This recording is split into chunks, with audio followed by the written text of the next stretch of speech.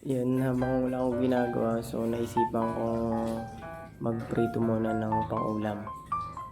So, yun. Pumunta ako sa kusina, so chinik ko kung anong pwedeng maluto. So nakita ko yung tinapa. So yun, piniprito ko. So, hindi ko na pinakita, no. Medyo matagal kasi painitin ko pa. Nilarrange ko na lang yung mga ano dyan, mga dapat ayusin. Pakit po tayo dyan, siyempre. Kailangan natin magpakit dyan. Yun guys, naisipan ko ano. Wala akong maisip wala akong magawa.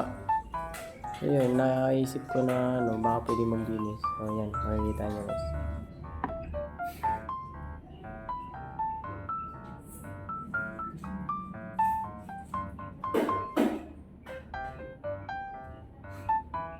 Yun guys, naisipan ko nga palang maglinis. So nakikita nyo naman. So dahil naboboring tayo, hindi tayo makatulog na maaga dahil medyo masama pa ating pakaramdam. So naisipan kong maglinis muna, nagwalis-walis ako.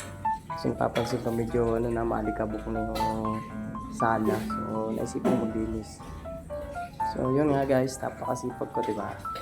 Yung mga dapat ginagaya, dapat yung mga inaasawa nyo, mga ganyan masisipag maglinis. Wow! Yan, diba? Kita nyo, kaya magagaling pati magwalis. Dapat ganyan talaga, ano, maglinis. Diba? Clean na clean yan, kahit dilaan yung side, so wala kayong ano dyan, nalikabok. So lahat yan, tagkal talaga. So yan guys, thank you.